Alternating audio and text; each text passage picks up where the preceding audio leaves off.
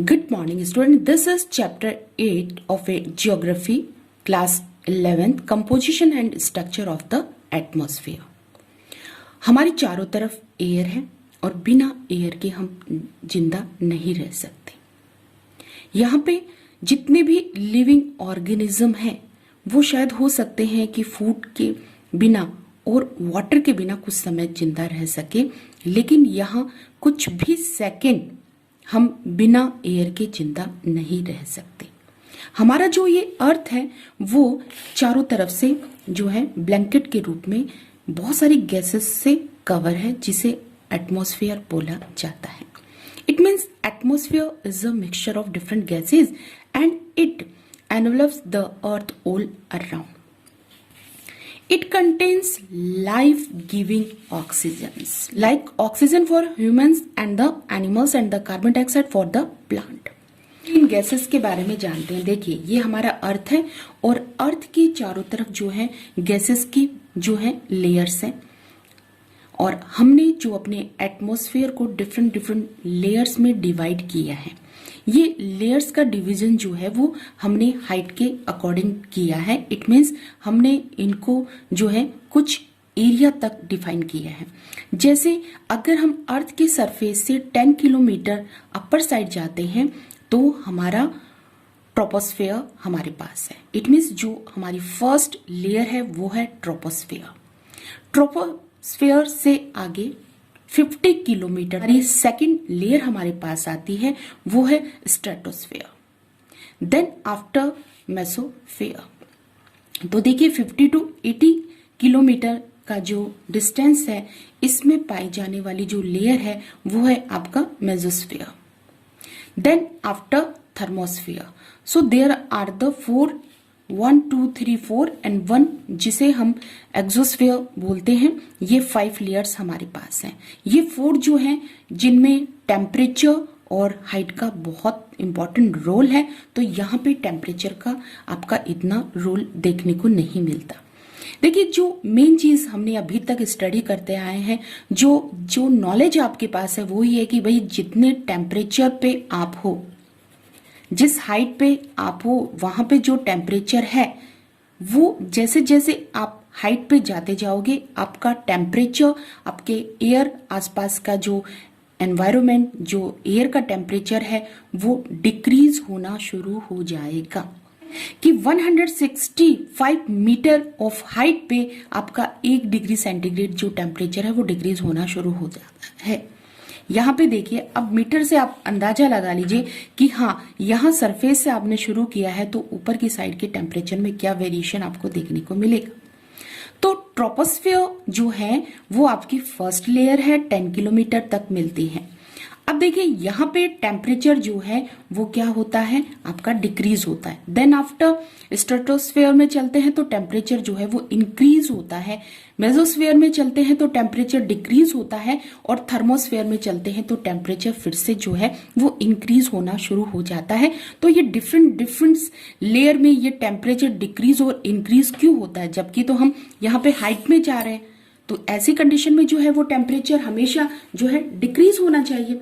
तो ऐसा क्यों होता है, तो देखिए एक एक हम यहाँ पे लेयर्स को, ईच एंड एवरी लेयर को यहाँ पे एक्सप्लेन करते हैं। तो सबसे पहले ट्रोपोस्फेयर, जिनकी हाइट मैंने आपको बता दी है, तो जितनी भी वेदर और क्लाइमेटिक कंडीशन होती है वो इसी लेयर में देखने को मिलती है, जैसे कि क्लाउड, वाटर वेपर एंड प्रेसिपिटेशंस। ये सारी जो है एक्टिविटी इसी में होती है। सेकेंड है स्ट्रेटोस्फेयर। देखिए, तो यहाँ पे जो नॉर्मल फंडा है वो वर्क करता है कि जैसे जैसे आप हाइट पे जाते हो टेम्परेचर जो है वो डिक्रीज होता है, लेकिन यहाँ पे देखिए टेम्परेचर जो है वो इंक्रीज होता है। तो क्या रीजन है, जनरली यहाँ पे हाइट वाला फंडा जो है वो वर्क नहीं करता, और ये आपका 10 किलोमीटर टू 50 किलोमीटर के बीच का पार्ट है। अब यहाँ पे जो रेड कलर से जो मैंने आपको शो किया है वो है ट्रोपोपॉज। ये ट्रोपोपॉज वो बेल्ट है, वो लेयर है जहां पे टेम्परेचर जो है वो कांस्टेंट रहता है। इट मीन्स इसमें कोई फेरबदल नहीं होता है। स्ट्रेटोस्फेयर में क्या होता है कि टेम्परेचर जो है वो इंक्रीज होना शुरू होता है, जैसे जैसे हाइट बढ़ रही है वैसे वैसे टेम्परेचर इंक्रीज हो रहा है। तो the reason is behind this कि यहाँ पे जो ओजोन लेयर आपको मिलती है और यूवी रेज जो होती है वो टेम्परेचर इंटेंसिटी इन हाई, तो यूवी रेज की जो टेम्परेचर इंटेंसिटी है वो बहुत ज्यादा हाई होती है and due to this getting observe the stratosphere rise. तो ये क्या करती है, ये आपके टेम्परेचर को एब्जॉर्व कर लेती है और उसका रिजल्ट है कि यहाँ का टेम्परेचर जो है वो राइज होना शुरू हो जाता है, आपका इंक्रीज होना शुरू हो जाता है। तो यहाँ पे क्या है, ओजोन लेयर है और ओजोन जो है यूवी रेज जो होती है वो टेम्परेचर को जो है अपने अंदर रखती है। ओके, अब थर्ड जो है वो है मेसोस्फीयर। तो यहाँ पे मेसोस्फीयर जो है 50 किलोमीटर टू 80 किलोमीटर की हाइट पे मिलती है। यहाँ पे जाने से पहले स्ट्रेटोपोज मिलता है, तो यहां पर भी क्या होता है, टेम्परेचर आपका कांस्टेंट मिलेगा। तो स्ट्रेटोपोज में टेम्परेचर कांस्टेंट है, तो इट मीन्स ये डिवाइड करता है आपको स्ट्रेटोफेयर और मेसोफेयर को। तो यहाँ पे मेसोफेयर में चलते हैं, तो देखिए मेसोफेयर के अंदर जो हाइट है वो आपकी 80 किलोमीटर तक की है और यहाँ पर भी सेम फंडा आपका फॉलो होता है कि टेम्परेचर जो है वो डिक्रीज होना शुरू होता है जैसे जैसे हाइट आपकी बढ़ती है। इट मीन्स एल्टीट्यूड पर यहाँ पे आपका टेम्परेचर जो है डिक्रीज होना शुरू होता है। अब थर्मोस्फेयर और मेसोस्फेयर के बीच में जो बेल्ट आता है, जो लेयर आता है वो है मेसोपोज की और यहाँ पर भी टेम्परेचर जो है वो कांस्टेंट रहता है। अब थर्मोस्फेयर की तरफ चलते हैं तो पता चलता है कि यहाँ पर जो टेम्परेचर है फिर से जो है आपका इंक्रीज होना शुरू हो जाता है, जैसे जैसे आप हाइट पे जाते हो टेम्परेचर इंक्रीज होता है।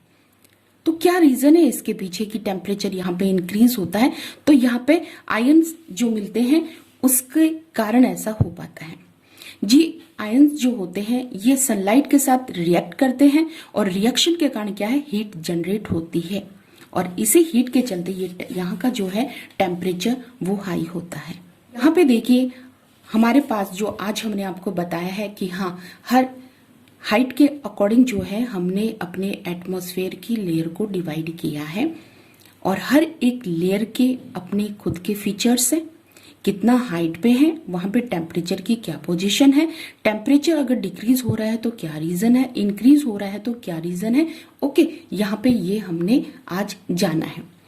अगर हम इस एटमॉस्फेयर के कंपोजिशन की बात करें तो यहाँ बहुत सारी gases, water vapour, dust particle हमें देखने को मिलता है और जैसे जैसे हम हाई लेयर पे जाते हैं तो यहाँ पे आपका जो एटमॉस्फेयर जो है उनमें जितनी भी गैसेस वगैरह जो कुछ होती हैं, ये डस्ट पार्टिकल, वाटर वेपर, जो गैसेस आपके इस एटमॉस्फेयर में होती हैं, तो जैसे जैसे आप हायर लेयर पे जाना शुरू करते हैं इनके जो है कंपोजिशन में आपको चेंज देखने को मिलता है।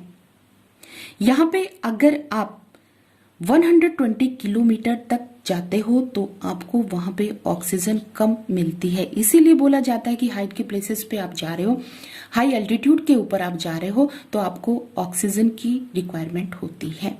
तो दूसरी तरफ 90 kilometre from the earth surface आपको कार्बन डाइऑक्साइड और वाटर वेपर जो है वो सिर्फ और सिर्फ 90 किलोमीटर एरिया तक ही मिलता है। Similarly carbon dioxide and water vapour are found only up to the 90 kilometre from the surface of the अर्थ।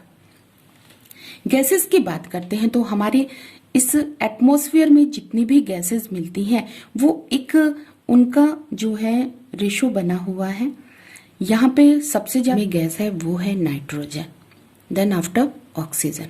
तो यहाँ ये आपके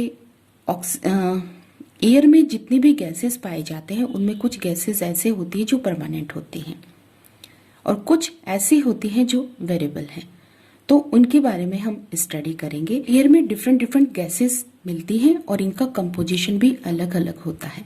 यहाँ पे सबसे ज्यादा जो एयर में हमें गैस देखने को मिलती है वो है nitrogen, then after the oxygen.